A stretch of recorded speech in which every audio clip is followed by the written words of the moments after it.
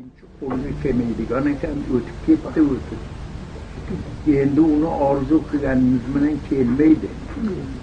Endi sizlar hozirgi mana shu yoshlaringizni juda g'animat bilib, shuni behuda zoya qilmasdan kamolot hosil qilishlikka urininglar. Maqom shu maqom.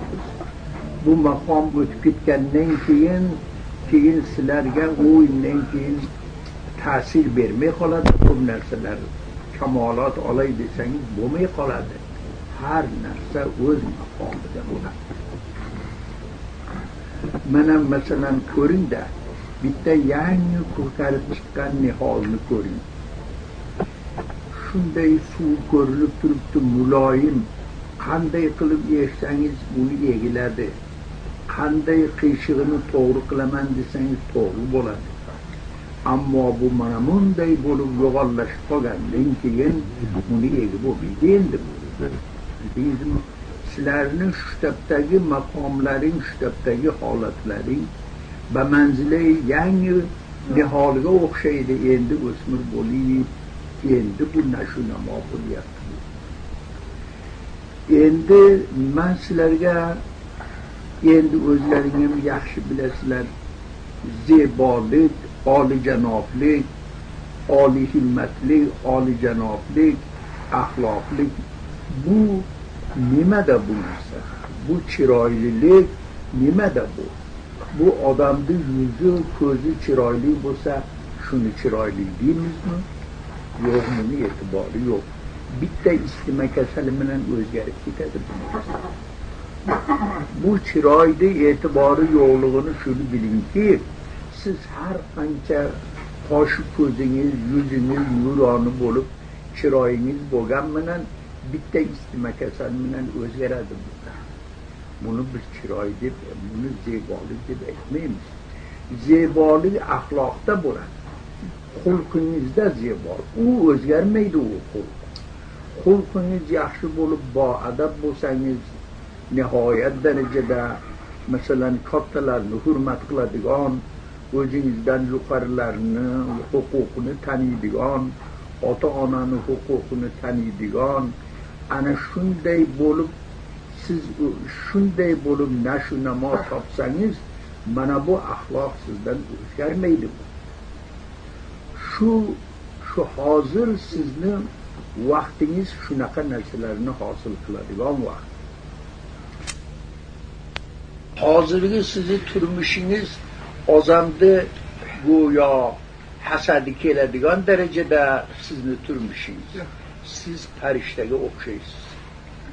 Gunoh qilmasangiz, bildingizmi, hamisha o'qish bilan ovora bo'lsangiz, og'zingizda Xudoning kalomi bo'lsa, ana shu kamolot hosil qilishlikka yuribsiz, siz shu yo'lda yuribsiz, farishtadan ulug'.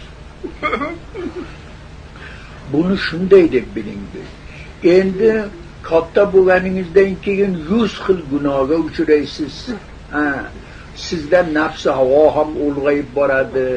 Mana shu sizni har yo'lga soladi nafsingiz, mana u harom yo'llarga olib boradi.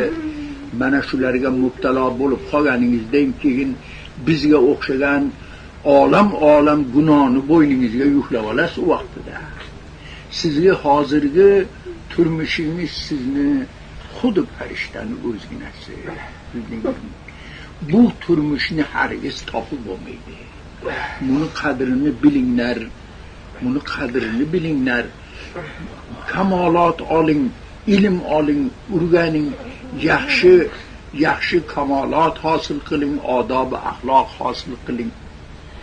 O'ylab ko'ring-da, bitta gul ochilgan bilan zohiri qip-qizil chiroyli bo'lgan bilan uni isi bo'lmasa uni hech kim qo'lga olmaydi-ku u gulni. Uni o'rniga hech guli bo'lmasa ham rayhon yaxshi emasmi? Odamlar qo'lma-qo'l qiladi. Chunki rayhonda axloqiy zebolik bor-da. Uni isida, uni xushbo'yligi hech o'zgarmaydi-da. Ana shuning uchun uni guli yo'q deb birov uni tahqirlamaydi, balkim uni nihoyat darajada hurmat bilan olib qo'lma-qo'l qilib bir-biriga to'pa qiladi. ammo gulga o'xshagan chiroyingiz juda yaxshi bo'lsa-yu, sizda axloq bo'lmasa, sizni hech kim orzu qilmaydi-da. O'ylab ko'ring-da. Endi shunday bo'lar ekan, siz hozirdan Xudoga ham maqbul bo'ladigan holatingiz, xalqqa ham maqbul bo'ladigan holatingiz mana shu holat. Mana shu holat.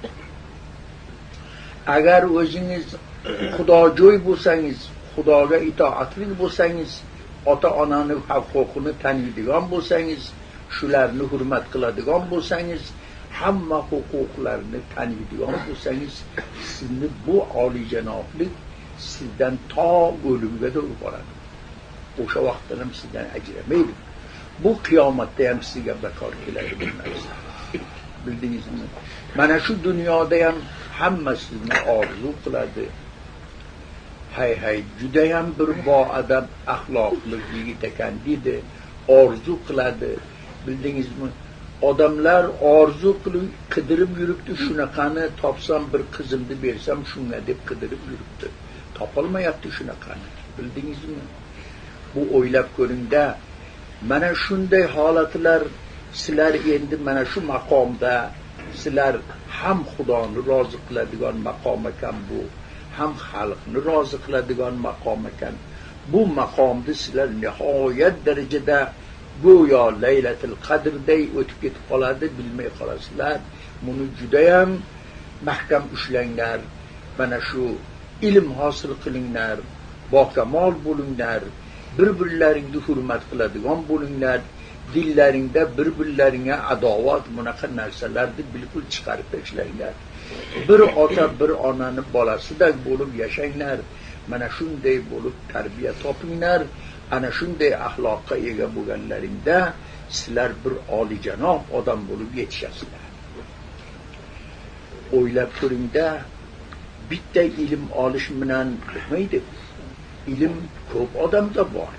Lekin uni bilan birga axloq ham bo'lish kerak, uni bilan birga odob ham bo'lish kerak, uni bilan birga taqvo ham bo'lish kerak. Shularda hammasi bo'lish kerak. Biz Hindistonda xatm qilgan vaqtimizda hanuz ham qulog'imizdan ketgan yo'q. O'sha nasihatlar olim ustozlarimiz o'rinlaridan turib olib boshlab usikum bitaqvalloh deb boshladi. Ey talib ilmlar, sizlarni vasiyat qilamiz Xudoni taqvosini qilishlikka, hamisha Xudodan qo'rqishlikka. Ana shunday sizlarni tavsiya qilamiz deb, ana shunday nasihat qilib, Xudo sizlarga ilmni bergan, sizlardan bir narsa olib bergan yo'q. Sizlarga muft berdimi shu ilmni? Tarbiya hammasini Parvardigor qildi, ilm ham berdi, kamolot ham berdi. Endi sizlar ham shu ilmni bir narsa olaman deb o'ylab maqmanglar buni. Mana shu Xudo yo'lida ta'lim bering. Talabalar oldingizga kelsa, masalan, Xudo yo'lida mana shu Xudo menga shu ilmni muft bergan edi, men ham shuni muft o'rgatay xalqqa. Mana shunday deb o'ylang, mana shunday deb niyat hosil qiling. Bu ilm bilan dunyo topaman desangiz, unday vaqtida oxiratdan ham qolasiz, bu dunyoni saodatidan ham qolasiz. Mana sizlar ham hozir ilm o'rganyapsizlar. Mana shu niyat sizlarda bo'lishligilar kerakki, Xudo agar menga ilm bersa, men ham shunaqa talabalarni tarbiya qilay, shunday qilib shularni ilmga o'rgatib, shularni voyaga yetkazib, kamolotga yetkazib, mana shunday tarbiya qilay deb, mana shuni o'ylab, shu niyat bilan ilm o'qisalaring, bu barakotli bo'ladi. Sizlarga eng saodati dunyo va oxiratning saodati shunga. Mani sizlarga qiladigan nasihatim mana shu. Men o'zimni boshimda o'tganini gapiryapman sizlarga. Men hammasini kechirganman. Musofirchilikda yurib, olimlarning xizmatini qilib yurib, ana shunday qilib ilm olganman. Ota-onani qo'ltig'idan ketib borganman. 15 yil, 20 yil musofirchilikda yurgan, mana shunday ahvol bo'lib, men uyga qaytganman. hamma xeshi aqrabodan ajrab qolganman. Hammasi meni yo'g'limda o'lib ketgan. Ana singillar o'lib ketgan, katta dadalarimiz bor edi, hammasi o'lib. Ilm deb hammasini bahridan kechib o'rganman. Ana shuni bilinglar. Xayr, Xudoy taolo sizlarga tavfiq bersin, hidoyat qilsin, olim bo'linglar, fozil bo'linglar. Mana shu majlis oro bo'linglar, katta bo'lib vaqtiki ilm hosil qilganlaringda hammani nasihat qiladigan bo'linglar. Allohu akbar.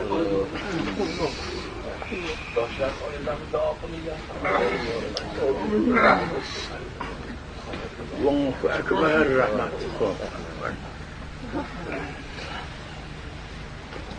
Allohdan tilab Fotiha berganlar. Mana shu zotlarni hammalarini xizmat qilib, joni dilim bilan shularni xizmat qilib duolarini olganman. Endi shularni duolarini barakotimi hozir mana yoshim 96 ga bordim men. Sal vaqtda 100 ga kiraman. Endi hozir ham mana shu shunchalik xalqni o'rtasida o'tirib nasihat qilishlikka qudratim yetib, mana shunchalikka ega bo'lyapman. O'sha zotlarning duolaridan hammasi. Demak, hammasi ilmni past ekanda. Hammasi shu ilmni orqasidan yurib shunday bo'ldi.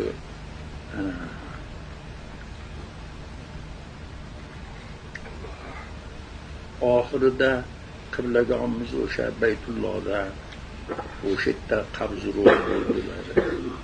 O'sha oxiri vaqtidagi duolari hech esimdan chiqmaydi. Umring uzoq bo'lsin, Xudoyo umringni uzoq qilsin deb ko'p aytdilar, shuni takrorladilar. Shu takrorlaganlari natijasini hozir ko'ryapman endi.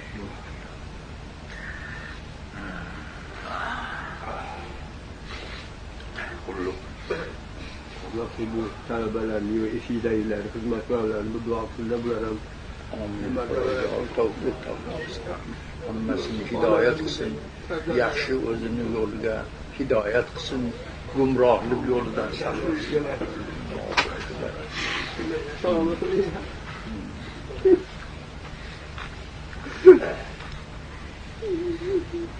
Yana bir menda nima bor? Kalom Allohning fazilatini o'qiyotgan talabalarga bir farqi bersinlar. Bu kalomullohni mana Shariatul Islomda, Fazoili Qur'onda buni gapiradi. Mana o'shanda aytadi, bu kalomulloh bitta fazilatini men sizlarga aytib bersam, shu o'zi bunga yetarlik. Qiyomat kuni Parvardigordan hukm bo'lar ekan. Xorlar ajringlar baqir. Boshqalar jannatga boraversin, xorlar to'xtab turinglar. Xorlar hayron bo'ladiki, bizni nimaga to'xtatib qo'ydi ekan? Bu jannatga hamma hukm bo'lib ketdi-yu, bizni ajratib olib qoldi desa, bular sizlarni bilasizlarmi nima uchun olib qoldim men? Sizlarni shuning uchun olib qoldimki, avval Sura-i Tohoni bir qiroat qilinglar, eshitinglar. Parvardigor aytadi. Bu qorilar aytar ekan, ey Parvardigoro, sen kalomni egasi sen bo'lsang, sen nozil qilgan bo'lsang, biz senga qanday, yo'q, men sizlardan eshitishni istayman. Sura-i Tohoni qiroat qiladi. Shundan keyin Parvardigor aytadi deydi, bilasizlarmi men sizlarni nima uchun to'xtatib qo'ydim bega?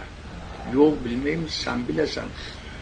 Do'stlaring bormi, ota-bobolaring bormi, shafaat qilinglar deb to'xtadi. Ana shularni qo'llab olinglar, shafaat qilinglar. Ana shuning uchun shularni boshlab olib ketinglar jannatga. She'rda deydi, bir chiroyli bir yigit paydo bo'lib qoladi. Shuni ichida. Nihoyat darajada chiroyli, uni husniga endi ta'rifiga yetib bo'lmaydi. Meni taniysizlarmi deydi, qorilardan. Yo'q, tanimaymiz. Men mana shu Qur'on men sizlar ta'lim olgan Qur'onman. Men sizlarni jannatga boshlab ketish uchun keldim bu yerga. Ana shu oldilga tushib olar ekan u, ana shuni orqasidan hamma indan keyin jannatga qarab yo'l oladi. Mana shuni bilingda, Qur'on yetalab oladi jannatga qorilarni. Mana shu fazilat qorilarga yetadi. Bildingizmi? Bundan ortiq fazilat yo'q. Ham xish aqrabolarini shafaat qilsa bu, yaxshi ko'rgan do'stlarini shafaat qilar ekan, shu martabaga ega bo'lar ekan, bu juda katta martaba bu.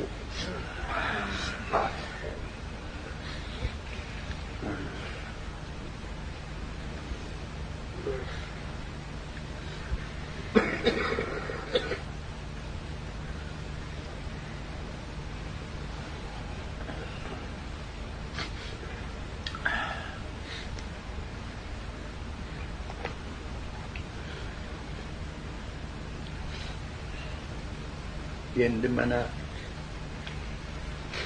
ota-onalar, saodatli ota-onalar bolalarini qori qiladi. Mana bularni endi u oxiratdagi bularga bo'ladigan marhamatlar hech intihosi yo'q. Intihosi yo'q.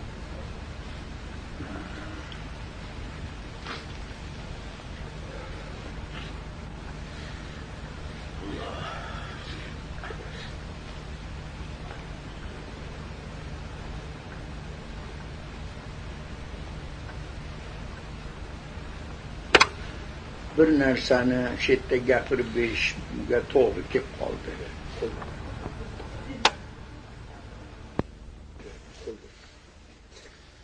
Bizni qiblagomiz Xudo rahmati olim edilar. O'zlari madrasada istiqomat qilib, talaba bo'lib, talab ilmlik holatlarida hali xotin olmagan, shunday qilmagan, o'zlari hikoya qilib, o'zlarini zabonlaridan eshitganimni men gapiryapman. Keyingi davrlarida shuni hikoya qilardilar, boshqalarga ham aytardilar. Madrasada talib ilm edim, shara aqoid o'qirdim o'sha vaqtida deydilar. Shu yaqin xatm qilish darajaga yetib qolganman. Madrasaga bir qori bolani olib kelib xatmga o'tkazishdi. Tamomi mudarrislar, madrasani talabalari hammasi iqtido qilib, harigi qori bola o'zi ham chiroyli nihoyatda, ham nihoyatda ovozi yaxshi, endi o'qiganda odamni yig'latadi. Shu darajada endi shu xatmga o'tyapti dedilar.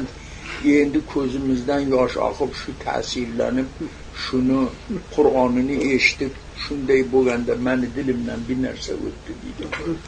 Parvardigoro, agar men xotin olsam, Xudo menga o'g'il bersa, mana shu qorining nomi Muhammadjon ekan, men shuni nomini Muhammadjon qo'yayin. Mana shunday qori qilayin deb niyatimni she'rda turib, shunday hali men xotin olmaganman, uy qilmaganman, joy qilmaganman. Dilimda shu orzu o'tdi dedi. Xudodan duo qildim, Parvardigoro menga shuni muyassar qilgin. Xatm qilib bo'lganlarida bizi katta dadamizni bir ulug' zot bilan Ismatullo hoji deydilar. Shu hajga borib kelgan o'zlari shunaqa. Ana shu kishi undan keyin borib, meni bitta bisotimda qizim bor, shuni shu mulavachaga beraman deb dadamni yetalab olib chiqib, o'zlari yonboshlaridan onamizni nikoh qilib bergan ekan. Bu kishi dadamizni biron bir akalari hammasi narsalarni bo'lib olgan, otalardan qolgan narsalarni bu kishi madrasada mulavacha bo'lib o'qiyman deb yurib, u narsalar hammasi akalarning qo'lida. Hech nima yo'q, uyam yo'q, joyam yo'q. Haligi katta dadamiz o'zlarini bog'laridan bir chekkasini ajratib berib, mana shu yerga uy solasan. Mana shu yerda mana shu qizimni senga berib, o'zimni yonboshimdan berib, nikohlandan ishida o'tkazib qo'yamiz. Deb Xudo rahmat qilsin, u kishi juda oliy himmat, ulug'vor odam ekanlar, zot ekanlar. Keyin haligida indan keyin dadamizga qizlarini berib, birinchi farzandlari men. Muhammadjon deb nom qo'ygan ekanlar. Xuddi o'sha dillaridan o'tgan. Darrov meni Qur'on o'qishga berganlar. Shu Qur'on tilovat qilib, qori qilishga urinib, oxir qori bo'ldim.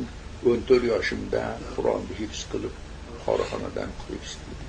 Shunda dadamiz niyat qilgan ekanlarki, shu niyatlarda birinchi shu bolam qori bo'lsa, orqasida bir turib shu xatmni eshitsam armonim yo'q edi deb duo qilgan ekanlar.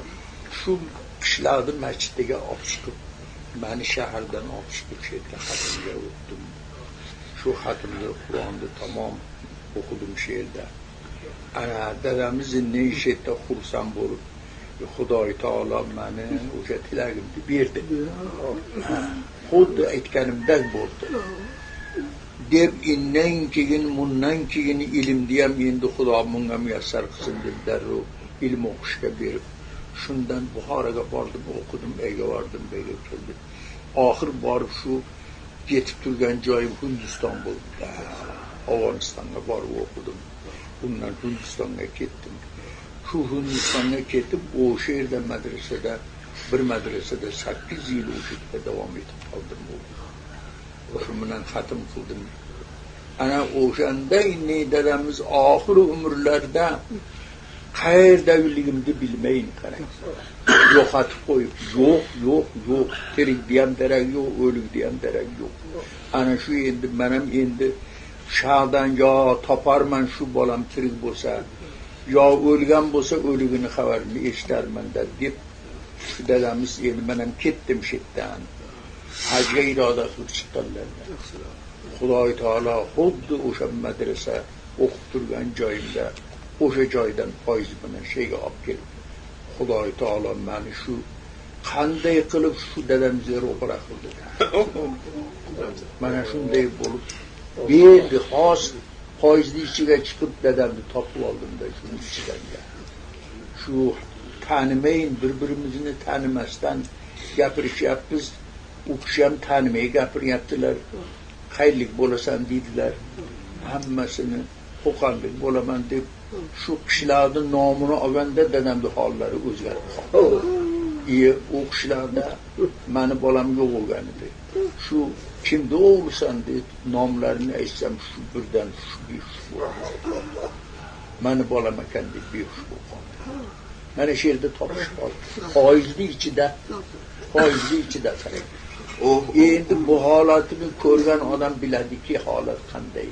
Bir qiyomat qoyim bo'ldi. Mana shunday bo'ldi. Hamma istansadagilar yig'ilib to'planib bir-biridan so'raydi, bir-biri bilmaydi, bu ekanligini.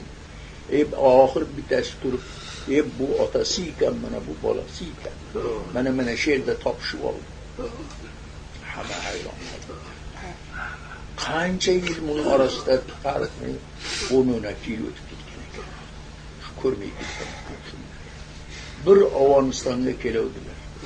Shu kelganlarda o'shanda uydan chiqqanimga 5 yil bo'lgan. Shunda olib ketgani kelib, shu musulmonovatdan olib ketsam seni, yana Kopuristonga olib borsam, Xudoning oldida nima javob beraman? Endi men seni sheyga qo'yib ketaveraman endi. Mana shu yerda o'qurgun deb o'zlaring ne qasdan neshaga tashab ketdilar. Shu oramizda yo'q bo'ldi shu bilan. Men betdan ketib oldim. Hindiston ketib oldim. Bu kishi shundan yo'qotib qo'yib, keyin kelib istab topolmay, u odam aytdi shu qiblaga qarab ketib olgan, bilmaymiz uni qilib ketgan. Ana shu bilan yo'q bo'lganda. Shunday yo'q. Hatto kitobat yo'q, hech narsa yo'q. Mana shunday bo'ldi. Judolik bo'lgan. Ana endi oxir umrlarida xizmat qilib qoldilar.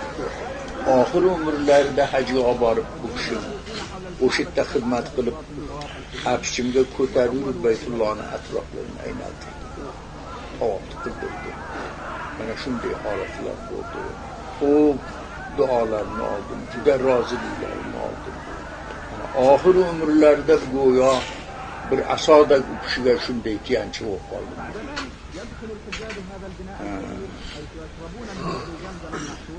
التي عثرت عليها السيدة هاجر تحت أقدام سيدنا إسماعيل عليه الصلاة والسلام وهي تبحث عن الماء عند نزول o'ziga oson ekan جميع المسلمين شغف كبير للإخوة qiblagoning ulug'lig'ini qiblagoning Allohga munojotini ovaraqimizda istatmam yurmasdanlar poyizni yo'lni to'g'ri qilib qo'yibdi ya qor aka. O'zlari aytadilar, Xudoga shu qadar yig'ladimki dedilar, shu giriboningdan ushlab ma bolangni deb olib kelib qo'limga topshirdi. Parvardigor. Mana shuni orqasidan dodliysanmi? Mana senga berdim mana endi. Ana Xudo seni olib kelib menga topshirdi. Alloh.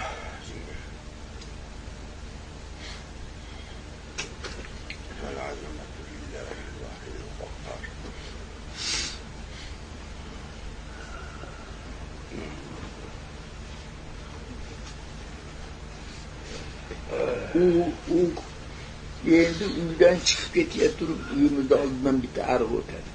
Ko'prik ustida turib, qiblaga qarab turib, qo'llarini ochib turadi. Voldan arqalarida omin deb turib, Alloh san omin deb turding, men duo qilaman. U onamiz omin omin deb tursalar, bu kishi nima deb duo qiladi? Parvardigoro, ikkinchi mana shu yerga keltirma meni. Alloh. Ikkinchi mana shu yerga hargiz hayotim bo'lsa shu yerga kelmayin, o'shaqda o'limim o'shaqda bo'lsin, bolam ham o'shaqda yo'qolib ketdi, meni ham o'limim o'shaqda bo'lsin deb duo qildi. Onamiz yig'latdilar, endi ikkinchidan ham ajraydigan bo'ldim ku endi. Undan ajrovdim, undan ham ajraymanman endi deb yig'lab, nimaga bunaqa deb duo qilasiz, nimaga deb onam shuna dermishlar. Yo'q. Xudo meni keltirmasin bu yerga. Xuddi aytganlaridek Xudo keltirmadi. Alloh duolari ijobat bo'ldi. O'sha yerda kasallanib qolganlarida aytdilar. Men aytdim, doktor ogon maqlaydi siz yo'q.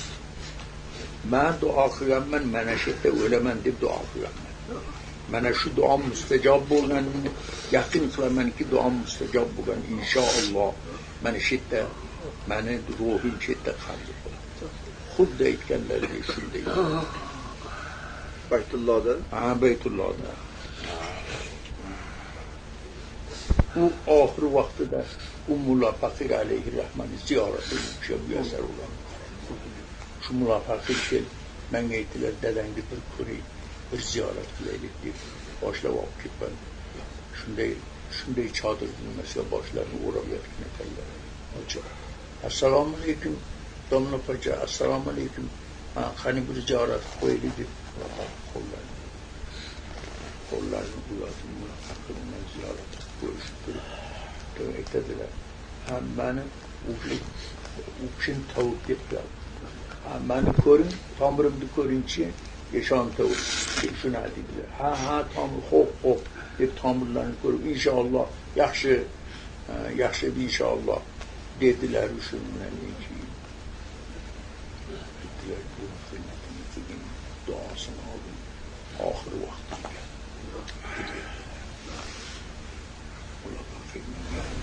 qattiq tavsiya aytganlaridek xuddi shundan keyin bir kundan keyin vafot etdi.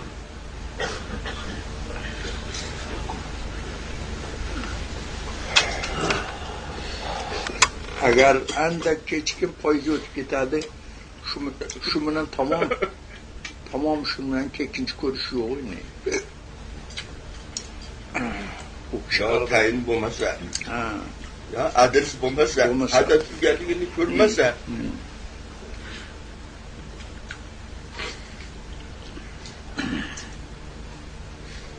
tashnalik alomatida Alloh yo'lda to'g'ri qilib berdi.